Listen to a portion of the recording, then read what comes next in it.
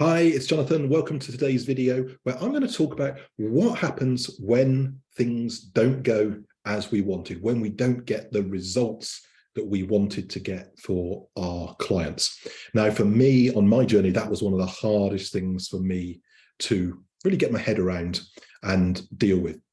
I'm naturally a very results-oriented person. I want to get results for people. I want to get them quickly. And even though I knew in my heart that it's a collaborative venture, if things didn't go as well as I wanted to, as quickly as I wanted to, I took it very personally. So I'm a great believer, though, in life there is no such thing as failure. There is only learning and growing and developing. And it is a reality that we learn far more when things don't turn out the way we want. When everything goes swimmingly well, we don't really learn from that. When things don't go quite the way we want, we really learn from that. So we shouldn't beat ourselves up about it. However, we do need to go into that process of learning when we don't get the result for the client that we want.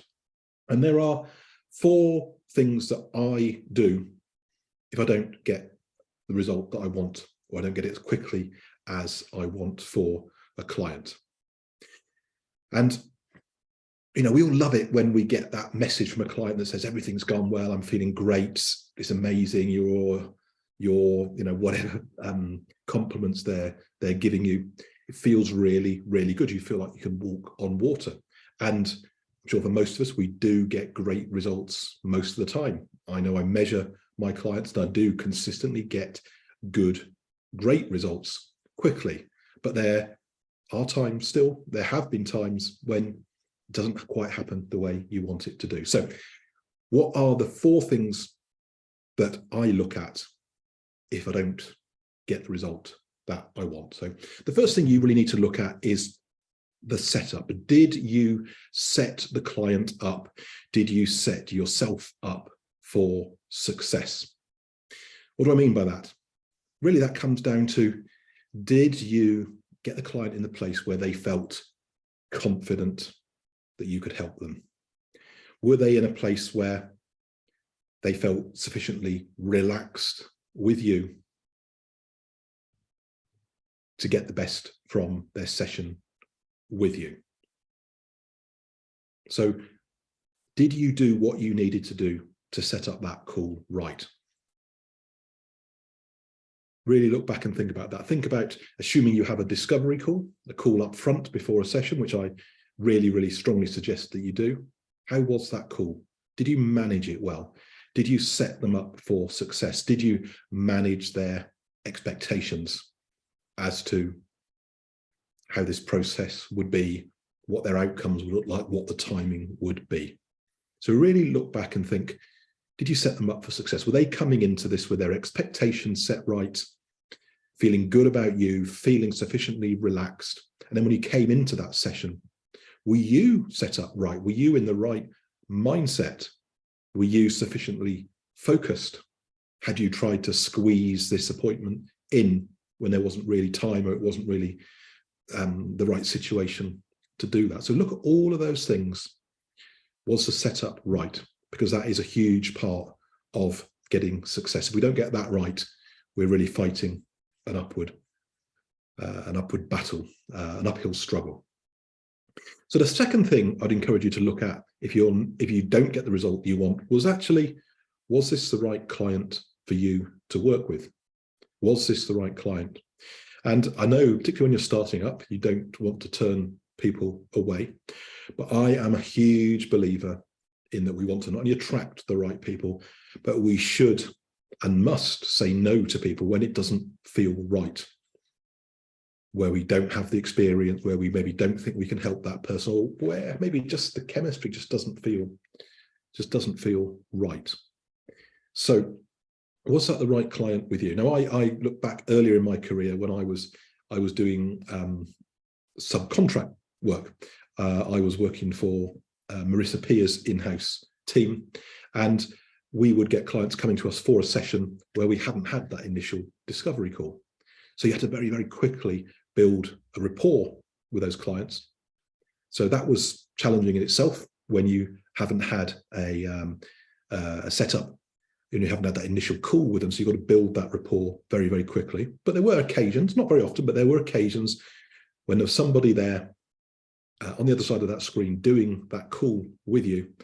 And I thought, this is really not the right client for me. Had I had a discovery call with this client, I would not have gone ahead with it. So here's something to really, really watch out for. So we all love referrals, right? Referrals are fantastic. It's the best, it's the best way of working, best way of getting clients when we can get referrals. But sometimes when you get people sent to you by family members, you need to be very, very mindful. You need to absolutely have a conversation with that person. You need to make sure that they understand what's involved, that they want to be in a room with you. So I remember very early on in my career having somebody who'd been bought a session with me, and they turned up at the session and I think they wanted to stop smoking. And I said, no, stop drinking. They wanted to stop drinking. And I said, on a scale of 1 to 10, how much do you want to do this? And they said, about 4 or 5. So, why are you here then? My wife wants me to stop drinking.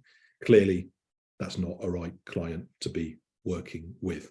So that whole knowing that you're working with somebody who wants to be helped, who you're confident you can help, is really, really important. And leading on from this, the third area that you really need to think about was the timing right? Sometimes people need help. Sometimes people want to be helped, but maybe the timing isn't right. Maybe the timing for doing that session wasn't right. Maybe there was something going on. There was something going on. It may be something that was planned. Maybe they were due to have an operation. Maybe there was a big life event, which just came and knocked sideways the work you'd done with that person. So maybe the timing wasn't right for doing that. Or maybe the person needed the help, but wasn't really committed to it, wasn't really in the right place. And sometimes, of course, life events will just happen. You can do a session with somebody and maybe something dramatic will happen in their lives that just knocks them off course. That, doesn't matter how well you've done, these things sometimes happen. But do think about where you can control that timing. When you're doing your intake with somebody, your discovery call with somebody, find out about what events are going on in their lives. If they've got a hospital appointment, is there a big family thing that's happening? Really think about what is the right timing for doing that. Is it now? Is it a little bit in the future? Work around that, because timing is really, really important. Doing a session with you needs to be something that's one of the top 1 or 2 things in their life at that time to do it.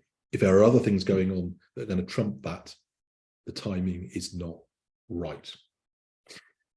And the fourth thing to look at is, did you do your best? Did you do a good job? Now, none of us are perfect. We don't need to be perfect. But did you, in all conscience, do what you needed to do in that session? Did you set yourself up right? Did you deal with things well? Did you follow your process, your methodology, your protocol? Did you do those things? Did you give it your best? And there will always be days when we're feeling more on top of the world and other days that are more of a challenge. But did we do the best that we could have done in the circumstances? And if you can answer yes to that, without feeling the need to be perfect, because there will always be things that we maybe could have done a bit better. But if you can honestly say that you did your best, you put everything into it that you had, then you can hold your head up high. And sometimes with clients, coming back to that timing thing, sometimes you can have done a great session with them and they still haven't got results. Maybe the timing wasn't right for them. Maybe they haven't quite reached that tipping point yet. I remember working with a guy a few years ago who came to me initially for panic attacks. We did a session, his panic attacks went away, fantastic. He came back to me a couple of months later, said, John, I'd like to do a session on insomnia. I have issues sleeping. And we did this session, and I thought it was a great session. I knew him well. He was relaxed. It went really, really well. And a month later, he was saying, "No, it's not made any difference. It's not happened at all. It's not worked." And I was, drove me, really drove me into a place where I was very frustrated with myself. Why hadn't that worked when my first session worked? Second session usually is easier because of all the relationship and rapport and understanding that you've got. Then I saw him about 2 or 3 months later, and I said, "How's you sleeping?" And he said, "It's great. I'm sleeping really, really well now. Yeah, the issue was that I needed to wear a face mask. I need to wear a mask at night to cut the light out." This guy had insomnia for years. He tried everything. So my session, I'm sure, had contributed massively to that. Putting that eye mask on at night was maybe just the tipping point that he needed. Maybe he needed a bit more time and a little thing that just got him there. So sometimes that's just the way that it is. It's not necessarily a linear process, the way that people get results. And that's one of the reasons as well that it's important to be ambitious and to build confidence in people. We also have to recognize that sometimes things do take a little bit longer. This is not a pure, it's not always as totally linear and predictable as you'd like it to be. So, summary, we're always learning. And if you remember to set yourself and the client up for success, if you remember to really make sure that you trust yourself to only take on board the clients who are right for you, to be mindful of the timing. Is it a right client, but in the wrong time? Are there things happening with that client that means there might be a better time to do it? Did you do your best? Did you do as much as you could do? If you've done all those things, you can hold your head up high, knowing that you have moved things forward. So I hope you found that a useful video. You do great work. There will always be times when things don't turn out quite as we want, quite as quickly as we want. Keep moving forward, keep doing the right things, and great things will happen. In your work with clients, your results will get better all the time, and in your practice, as you get more competent, your reputation gets better and stronger. So I hope you enjoyed the video. I love your comments, and I look forward to speaking to you all again very soon. Bye for now.